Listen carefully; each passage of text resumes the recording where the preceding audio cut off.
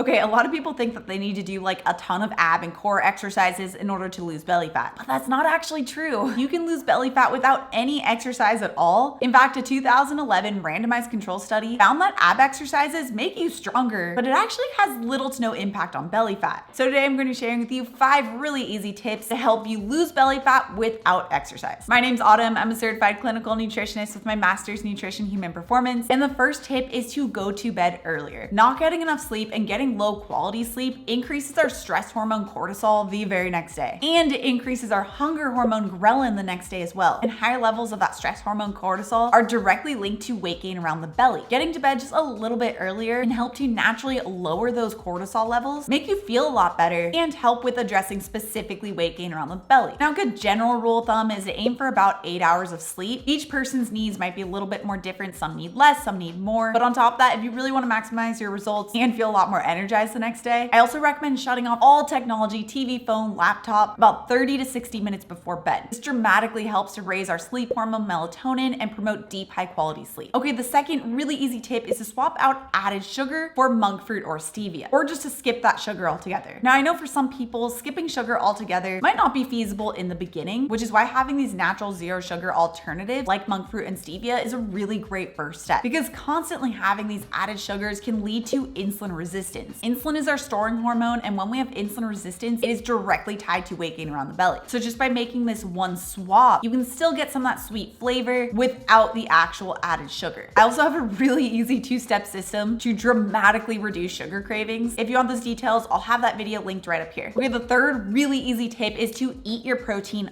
first. I mean, like literally whatever the protein is on your plate, eat that before you eat anything else. And this is probably the easiest thing you could do right now, because a few things happen when you eat your protein first. Your satiety hormones go up, which tell your brain that you're full and you're satisfied, which then reduces hunger and reduces sugar craving. No one ever believes me on this until they experience it themselves, and they're like, wow, mind blowing.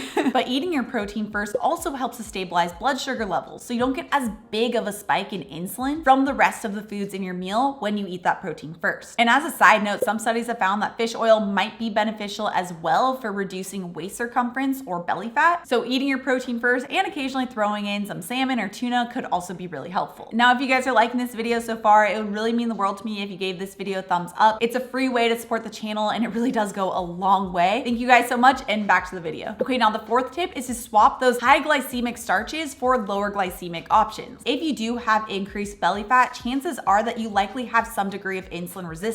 So eating foods that are really insulin spiking, like high glycemic starches, can make it nearly impossible to tap into fat burning, especially around the belly. Now, it's not to say that you can't ever have these higher glycemic starches, but while the body is focusing on naturally bringing insulin levels down, one of the easiest ways to support that is by swapping out those high glycemic starches for low glycemic options. Now, if something scores 20 or above on the glycemic load index, it's considered higher glycemic. So these include things like white rice, brown rice, baked russet potato, pancakes, and pasta. This isn't a complete list, but just some common examples. Now, some easy low glycemic swaps for each of those would be roasted butternut squash, cauliflower rice or zucchini noodles, spaghetti squash, or making protein pancakes, which I actually do have a recipe for and you can find up here. Now, the fifth tip you can do to help reduce belly fat is to start intermittent fasting. In fact, one of the main study perks of intermittent fasting is it helps to reduce insulin resistance, which therefore can help to aid in belly fat loss. On top of that, when you break your fast a little bit earlier in the day, so for example, if you have an eating window with intermittent fasting from 10 a.m. to 6 p.m., it's been found to help balance cortisol levels, which, as we already know, is really important for addressing belly fat loss. And you don't need to be fasting for like 22 hours a day. Even 12 to 16 hours a day can really make a lot of progress. But what you eat when you break your fast with intermittent fasting really matters, especially from a belly fat loss goal perspective. If you use intermittent fasting, then you break your fast with those high glycemic foods, then it can just completely reverse a lot of the progress you just made with your intermittent fast. On the flip side, when you pair intermittent fasting with foods that are less insulin spiking and designed to actually help with those same goals as the intermittent fast, it can not only help you achieve your goals, but help you get there faster than just intermittent fasting alone. Like Ron, who lost 70 pounds in 6 months by combining intermittent fasting with these types of eating strategies. Or Jeanette, who's also able to achieve her weight loss goals with intermittent fasting and this eating strategy in her 50s. In fact, I highly recommend you check out Jeanette's tips for what she did with intermittent fasting to help her achieve her goals with this video next. Also, if you're new to my channel and you love this science-backed information, make sure you subscribe right here.